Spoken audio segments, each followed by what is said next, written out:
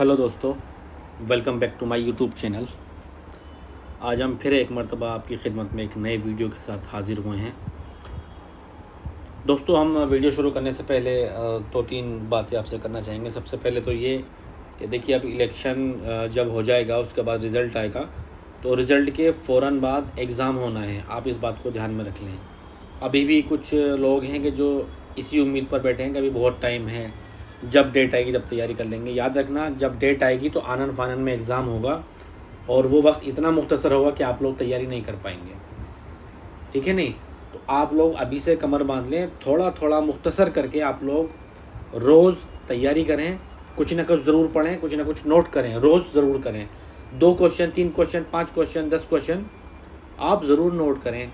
इससे आपकी तैयारी एक मुकम्मल तरीके पर और सही तौर पर, सही रास्ते पर आगे बढ़ेगी, जिससे आपके लिए एग्ज़ाम में आसानी होगी।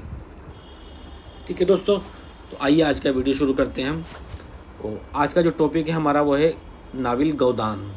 ठीक है, ये नाविल मुंशी प्रेमचंद का है। ठीक है, तो प्रेमचंद ने गौदान लिखने की शुरुआत 1932 ईस्वी में 1932 में की और इसे 1935 में मुकम्मल कर लिया। यानी 1932 ईस्वी में लिखना शुरू किया और 1935 ईस्वी में इस नावल को मुकम्मल कर लिया। ये नावल गौदान पहली मरतबा बनारस सरस्वती प्रेस से हिंदी में 1936 ईस्वी में यानी 1936 में गौदान हिंदी में शाये हुआ था। उर्दू में इसके बाद शाये हुआ है। ठीक है, 1935 में मुकम्मल हुआ, 1936 ईस्वी में बनारस से हिंदी में शाये हुआ। नाविल गौदान में उस वक्त के समाज और किसानों, मज़दूरों और सरमायादारों की कशमकश को मौजू बनाया गया है।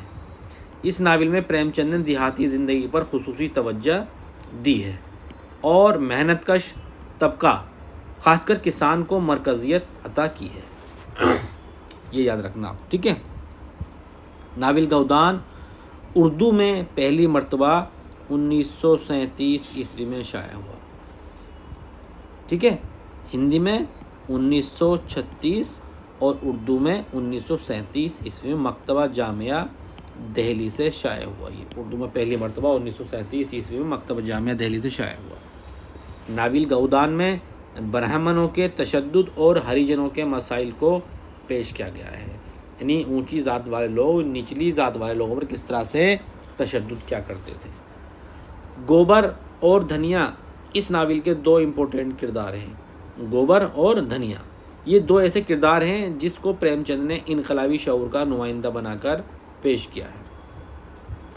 सवाल इस तरह से भी आता है कि गोबर और धनिया किस नावल के किरदार हैं, तो याद रखना गोबर और धनिया गौदान नावल के किरदार हैं जो कि मुंशी प्रेमचंद का है। गौदान में इक्तिसादी पहलू पर सबसे ज़्यादा जोर दिया गया है। इम्पोर्टेंट पॉइंट है। गौदान जबरो इस्तेसाल की क़ुव्वतों के ख़िलाफ़ ज़हनी बगावत का अलामिया है। ठीक है,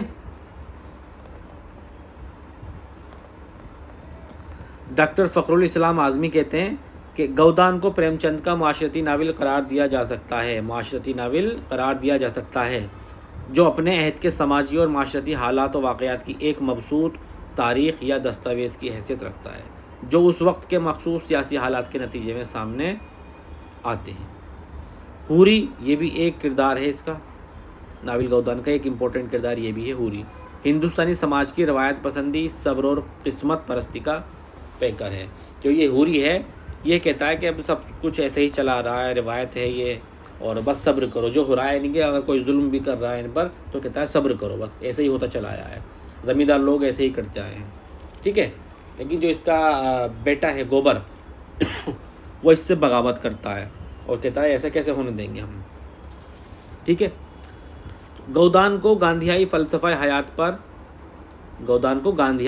हयात पर उसवार एक नावल करार दिया गया है। इम्पोर्टेंट पॉइंट है ये भी। गोबर ये जो लड़का है गोबर इसका पूरी का, ये शहर से 4 साल के बाद घर वापस आता है। ये नाराज़ होकर शहर को भाग जाता है और 4 साल के बाद वापस अपने घर आता है। नाविल गौदान में प्रेमचंद ने नज़रिया हीरो को बदल दिया है। बकौल फ़खरुल इस्लाम आज़मी ये उर्दू हिंदी का पहला नावल है जिसमें एक गरीब और अनपढ़ किसान को मरकज़ियत अता की गई है। अब इसमें जो किरदार आए हैं उनकी पहचान के लिए हम देख लेते हैं कुछ पॉइंट्स।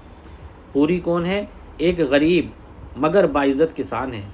काश्तकार इसको अदब से महतो कहते हैं। सवाल आया है ये कि हूरी को काश्तकार क्या कहते हैं? महतो। ठीक है।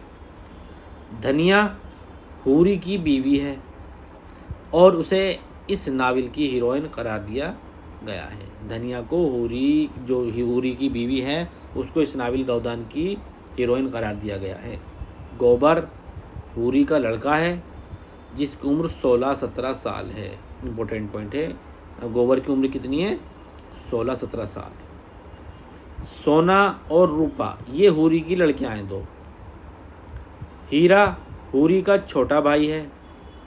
हीरा ही गाय को जहर देकर मारता है। इम्पोर्टेंट पॉइंट, बहुत सवाल आता है कि गाय को जहर कौन देता है। शोभा ये भी हूरी का भाई है, शोभा। ठीक है। पुनिया हीरा की बीवी का नाम है पुनिया।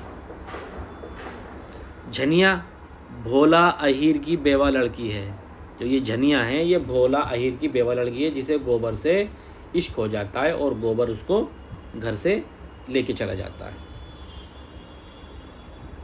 असल में जो भोला अहीर है वो भोला अहीर को ये जो हूरी है ये लालच देता है उसकी शादी कराने का। तो इस चक्कर में भोला अहीर जो है वो लापरवाही बरत देता है।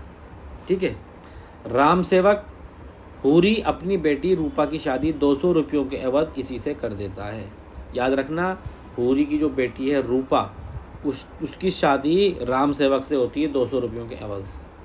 भोला अहीर इसी से हूरी शादी का लालच देकर गाय उधार लेता है।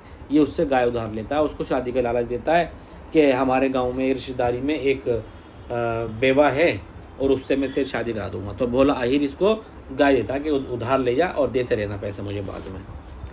एक किरदार है इसके अंदर, ये भी इम्पोर्टेंट है। इस किरदार का नाम है राय अग्रपाल। ठीक है।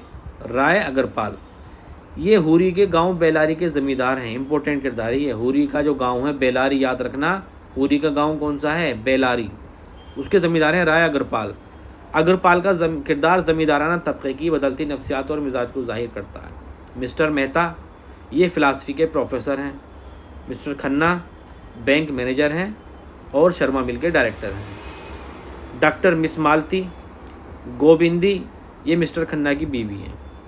मिस्टर ओंकारनाथ ये अखबार निकलता है एक जिसका नाम था बिजली, उसके एडिटर हैं और मज़दूरों की यूनियन के सेक्रेटरी भी रहे हैं।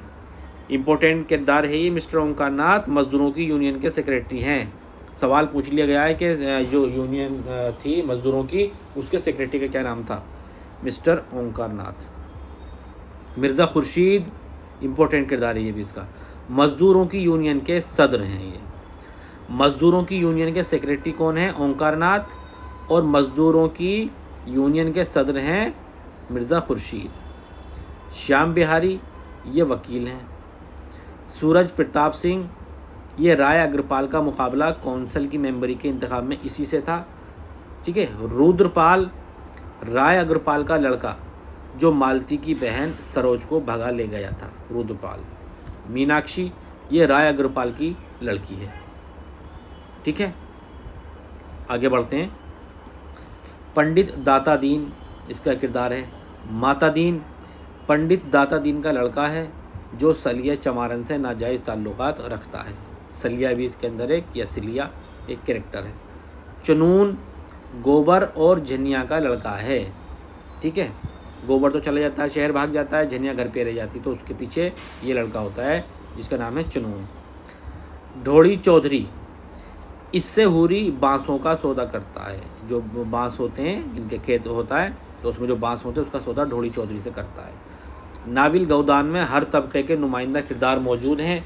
मिसाल के लिए हूरी और धनिया किसानों के, दातादीन झंगरी सिंह और मंगरू शाह मजहबी पेशवाओं के और साहूकारों के, राय अग्रपाल सिंह ज़मींदारों के, खन्ना सरमायादारों के, मेहता मिर्ज़ा खुर्शीद और ओंकारनाथ मुतवस्सित तबके के दानिश्वरों और कौमी रहनुमाओं के नुमाइंदा किरदार हैं। ठीक है दोस्तों, तो जो इस वीडियो में निकात पेश किए गए हैं उनको आप ध्यान से पढ़ेंगे, सुनेंगे और नोट करना ना भूलें बिल्कुल भी।